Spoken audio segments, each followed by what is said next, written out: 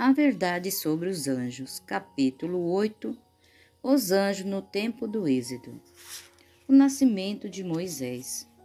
Com o passar do tempo, o grande homem José, a quem o Egito tanto devia, desceu à sepultura. E levantou-se um novo rei sobre o Egito, que não havia conhecido José. Êxodo capítulo 1, verso 8. Ele disse: Eis que o povo dos filhos de Israel é mais numerosos e mais forte do que nós. Foram dadas ordens para que destruísse as crianças hebreias do sexo masculino assim que nascessem. Satanás foi instigador disso, sabia que um libertador se levantaria entre os israelitas, e levando o rei a destruir seus filhos, esperava frustrar-se o propósito divino. Enquanto esse decreto estava em pleno vigor, Arão e Joquebede tiveram um filho.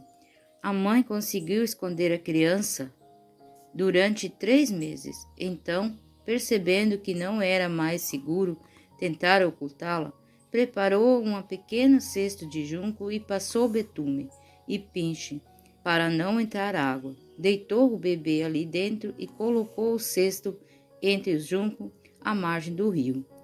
Não se arriscou a ficar ali para vigiar a criança, com receio de que tanto ela quanto o menino perdessem a vida.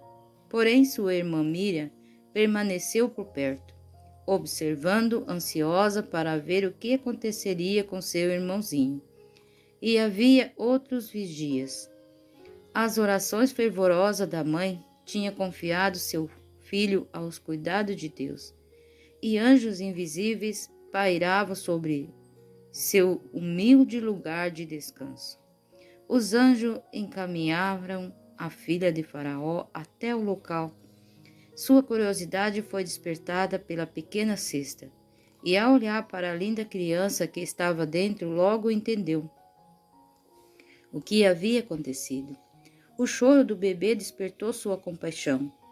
Resolveu que ela deveria ser salva. Ela adotaria como seu filho. Os anciãos de Israel foram instruídos por anjo de que o tempo para sua libertação estava próximo, que Moisés era o homem que Deus usaria para realizar essa obra.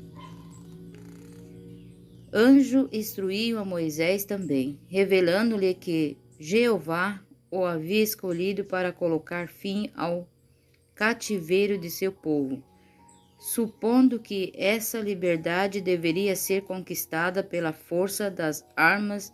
Ele tinha a expectativa de conduzir o exército hebreu contra os hostes do Egito. Moisés permaneceu na corte do palácio até os 40 anos. Certo dia, ao ver um egípcio ferir um israelita, Moisés lutou contra ele e o matou. Moisés imediatamente enterrou o corpo na areia e depois fugiu para a Arábia. Passando algum tempo, Moisés se casou com uma das filhas de Jetro, e ali, como guardador de seus rebanhos, ele permaneceu 40 anos. Moisés e Mídian. Caso seus olhos pudessem ser abertos, teria visto o mensageiro de Deus, puros e santos anjos inclinando-se amorosamente sobre ele, lançando luz à sua volta. Enquanto dedicado aos seus deveres, Moisés viu um arbusto cujo tronco, ramos e folha ardiam, mas não era consumido. Aproximou-se para observar a maravilhosa cena, quando ouviu uma voz dirigida a ele, provindo no interior da chama. Era a voz de Deus. Havia sido ele, na qualidade de anjo de concerto, quem se revelara aos patriarcas em outras eras. Moisés estremeceu, enchendo-se de terror quando o Senhor o chamou pelo nome. Com lábios tremendo respondeu: Eis-me aqui. Foi advertido quanto a não se aproximar do Criador com indevida familiaridade. Tire as sandálias dos seus pés, porque o lugar em que você está é terra santa. Moisés escondeu o rosto porque teve medo de olhar para Deus. Com a esposa e os filhos, Moisés começou a viagem para o Egito. No caminho, quando vinha de Mídia, Moisés recebeu uma advertência assustadora e terrível a respeito do desagrado do Senhor. Um anjo apareceu-lhe de maneira ameaçadora, como se fosse destruí-lo imediatamente. Nenhuma explicação havia sido dada. No entanto, Moisés se lembrou de que havia desatendido uma das ordens de Deus, cedendo à persuasão de sua esposa. Negligenciara efetuar o rito de circuncisão em seu filho mais novo. Deixara de satisfazer a condição pela qual seu filho poderia ter direito às bênçãos da aliança de Deus com Israel. Zípora, temendo que seu marido fosse morto, realizou ela mesma o rito e então o anjo permitiu que Moisés prosseguisse com a jornada. Em sua missão diante de Faraó, Moisés seria colocado em posição grande perigo. Sua vida só poderia ser preservada pela proteção de santos anjos. No entanto, enquanto continuasse negligenciando um dever conhecido, não estaria livre do perigo, pois não poderia estar protegido pelo anjo de Deus. Depois de ser instruído por anjo, Arão saiu ao encontro de seu irmão, de quem havia estado separado por tanto tempo. Ele encontraria em meio à solidão do deserto, perto de Horebe. Juntos viajaram para o Egito e, tendo chegado à terra de Gósen, começaram a reunir os anciãos de Israel. As pragas do Egito. Moisés e Arão foram os representantes de Deus perante um rei atrevido e provocador, e diante de sacerdotes impenitentes, endurecido na rebelião que havia se aliado aos anjos maus. O faraó e os grandes do Egito não eram ignorantes em relação ao sábio governo de Deus. Uma grande luz estivera a brilhar ao longo do tempo, apontando para Deus e seu justo governo, bem como os reclamos de sua lei. José e os filhos de Israel haviam difundido no Egito o conhecimento de Deus. Embora o israelita tivesse sido submetido em cativeiro aos egípcios, nem todos eram considerados como escravos. Muitos ocupavam posições importantes e haviam testemunhado de Deus. Satanás sabia que Moisés era o escolhido de Deus para romper o jugo de escravidão dos filhos de Israel. Consultou seus anjos sobre como realizar a obra que deveria atender a um duplo propósito: anular primeiro a influência de obra executada por Deus mediante seu servo Moisés, agindo por intermédio de seus representantes, e assim contrafazer a verdadeira obra de Deus. Segundo, exercer uma influência por meio dos magos, que ultrapassasse todas as eras e destruísse na mente de muitos a verdadeira fé nos poderosos milagres e obras realizadas por Cristo, quando ele viesse a este mundo. Moisés e Arão entraram nos nobres salões do rei do Egito. Ali, perante o governador do reino mais poderoso então existente, estavam os dois representantes do povo escravizado, a fim de repetir a ordem de Deus para o livramento de Israel. O rei pediu que realizasse algo sobrenatural, como prova que sua missão era divina. Arão tomou então o cajado e a lançou diante de Faraó. A vara se transformou em serpente. O rei mandou chamar seus sábios encantadores. Êxodo 7, versículo 11. Cada um deles jogou o seu bordão e eles viraram serpente, mas o bordão de Arão devorou os bordões deles. Os magos não fizeram realmente suas varas se transformar-se em serpente, mas pela mágica, auxiliando pelo grande enganador, foram capazes de produzir essa ilusão. Estava além do poder de Satanás transformar as varas em serpentes vivas.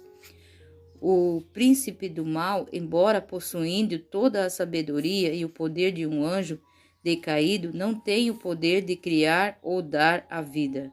Isso é prerrogativa de Deus. Apenas, entretanto, tudo que estava no poder de Satanás fazer, ele o fez. Produziu uma contrafação aos olhos humanos. As varas tinham sido transformadas em cobras. Nada havia em sua aparência para distingui-la da serpente produzida por Moisés. Embora o Senhor fizesse com que a serpente verdadeira engolisse a serpente falsificada, até isso foi considerado pelo faraó e não como uma obra de poder de Deus, mas como resultado de um tipo de mágica superior à de seus servos. O faraó desejava justificar sua obstinação em resistir à ordem divina. Por isso, procurava algum pretexto para não levar em consideração os milagres que Deus havia realizado por meio de Moisés. Satanás deu-lhe exatamente o que desejava. Pela obra efetuada por intermédio dos magos, fez parecer o egípcio que Moisés e Arão eram apenas magos encantadores, e que o mensageiro que traziam não podia impor respeito como procedente de um ser superior. Assim, a falsificação de Satanás cumpriu seu objetivo de tornar ousados os egípcios em sua rebelião e fazer com que o faraó endurecesse o coração contra a convicção. Satanás esperava também abalar a fé de Moisés e Arão na origem divina de sua missão. Quando atos sobrenaturais foram realizados perante o rei, Satanás estava pronto para contrariar a influência desses milagres e impedir a Faraó de reconhecer a supremacia de Deus e obedecer a sua ordem.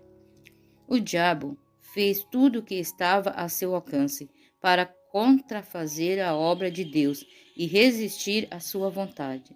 O único resultado foi preparar o caminho para maiores exibições de poder e glória divino e tomar mais visível tanto para israelita quanto para todo o Egito, existência e soberania de Deus, vivo e verdadeiro. A tormenta, a sétima praga, chegou pela manhã, conforme predito, trovões e granizo, com fogo misturado a eles. Destruíram todas as plantas, abateram as árvores e feriram homens e animais. Até então, nenhuma única vida do egípcio foram ceifada. Mas a partir de então, morte e desolação a correr na trilha do anjo destruidor. Somente a terra de Gósen foi protegida. O Senhor usou Moisés para instruir os filhos de Israel com relação à saída do Egito e sobre como devia se proteger contra o juízo iminente. Cada família, sozinha ou reunida com outras, deveria matar um cordeiro ou cabrito, sem defeito, e com um feixe de ísopo aspergir seu sangue nas duas obreiras e a viga superior da porta. Êxodo 12, versos 5 a 7. Da casa, para que o anjo destruidor, vindo à meia-noite, não entrasse naquela habitação. O Senhor declarou: porque naquela noite passarei pela terra do Egito e matarei na terra do Egito. O sangue será um sinal para indicar as casas em que vocês se encontram.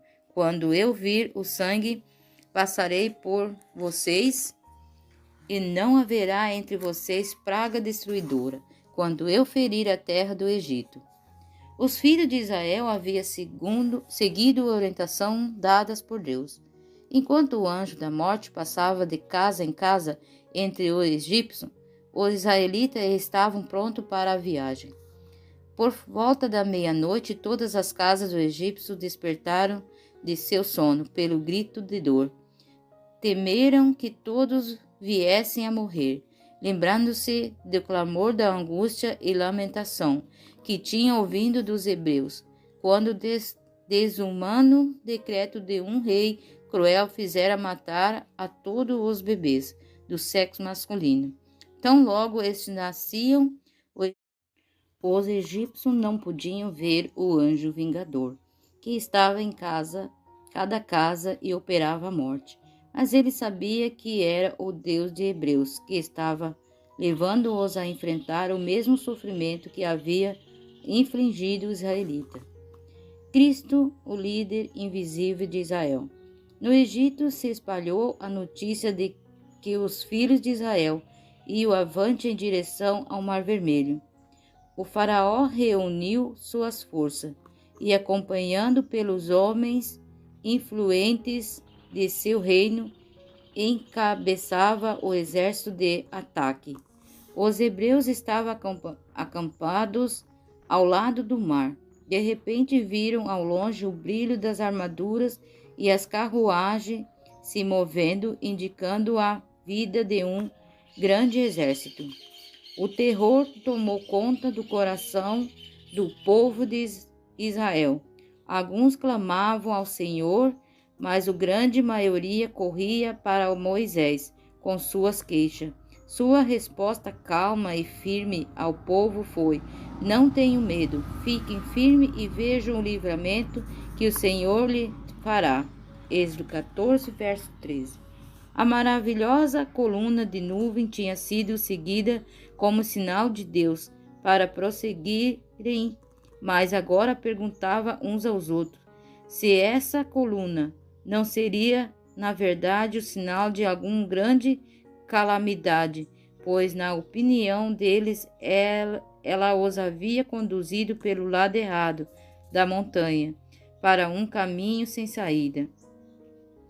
Assim, de acordo com sua maneira equivocada de pesar, o anjo de Deus precisava ser um sinal de desgraça para eles. Parecia ser um sinal de desgraças para ele. No entanto, à medida que o exército egípcio se aproximava, esperando fazer de Israel uma presa fácil, a coluna de nuvem se ergueu majestosamente para o céu, passou sobre o israelita e desceu entre eles e o exército do Egito. Um muro de treva se interpôs entre perseguidos e perseguidores. Os egípcios não mais puderam avistar o acampamento dos hebreus e foram obrigados a parar, mas ao se aproximar as trevas da noite, o muro de nuvens se tornou uma grande luz para os hebreus, clareando todo o acampamento. Então a esperança voltou ao coração do israelita, e Moisés alçou a voz ao Senhor. O Senhor disse a Moisés: diga aos filhos de Israel que marchem, e você levanta o seu bordão, estenda a mão sobre o mar. As águas dividirão para que os filhos de Israel passem pelo meio do mar em seco. Os egípcios os perseguiram, e todos os cavalos, carros de guerra e cavaleiros do faraó foram atrás deles até o meio do mar. No fim da madrugada, do alto da coluna de fogo e de nuvem, o Senhor viu o exército do egípcio e o pôs em confusão. Êxodo 14, 23 e 24. Anjos de Deus passaram pelo meio do exército egípcio e removeram as rodas de seus carros. Os egípcios ficaram confusos e cheios de espanto, esforçando-se para voltar pelo mesmo caminho e fugir para a praia que haviam deixado. Contudo, Moisés estendeu o cajado e as águas acumuladas, sibilando, rugindo e ávidas de sua presa, uniram-se violentamente e tragaram os exército egípcio em suas escuras profundezas. O líder dos israelitas era o poderoso general dos exércitos. Seus anjos que cumprem sua vontade caminharam lado a lado com os grandes exércitos de Israel, de modo que nada lhe pode causar dano. Israel estava seguro e todos entoaram então a sagrada canção de triunfo, liderados por Miriam. Jesus era o anjo envolto na coluna de nuvem durante o dia e na coluna de fogo durante